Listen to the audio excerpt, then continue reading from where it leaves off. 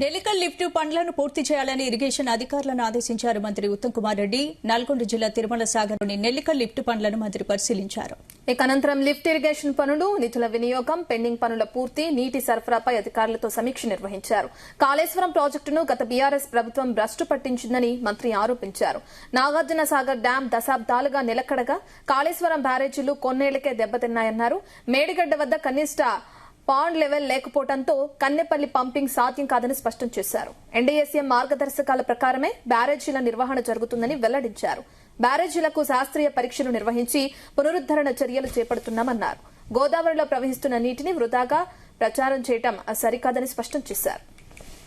భ్రష్టు పట్టించింది గత బీఆర్ఎస్ ప్రభుత్వం అనేది ఇది నిస్సందేహం.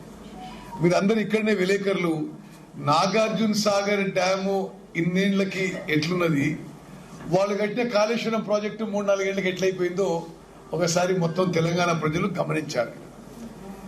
రేపు వాళ్ళు పోయి ఏదో మేడిగడ్డ బ్యారేజ్ నుంచి నీళ్లు పంపు చేయొచ్చు కదా ఇది అని చెప్పి ఏదో ప్రచారం చేయబోతున్నారు. దానికి నేను అధికారికంగా ఇరిగేషన్ శాఖ మంత్రిగా ఖండిస్తున్నా. ఒక అఫీషియల్ స్టేట్మెంట్ మీ ముందు నేను చదవబోతున్నా. కన్నేపల్లి పంప్ హౌస్ సమీపంలో నీరు వృధాగా పోతుందని, ప్రభుత్వం నిర్లక్ష్యంగా వ్యవహరిస్తోందని ఒక రాజకీయ పార్టీ చేస్తున్న ఆరోపణలు పూర్తిగా వాస్తవ విరుద్ధం, ప్రజలను తప్పుదో పట్టించే విధంగా ఉన్నాయని స్పష్టంగా తెలియజేస్తున్నాను. కాళేశ్వరం ప్రాజెక్టులోని కన్నేపల్లి పంప్ హౌస్ ద్వారా నీటిని ఎత్తిపోసేందుకు మేడిగడ్డ బ్యారేజ్ వద్ద కనీసం ఒక మినిమం పాండ్ లెవెల్ ఉండటం అత్యవసరం. దానికి మేడిగడ్డ బ్యారేజ్ గేట్లు దింపాలి.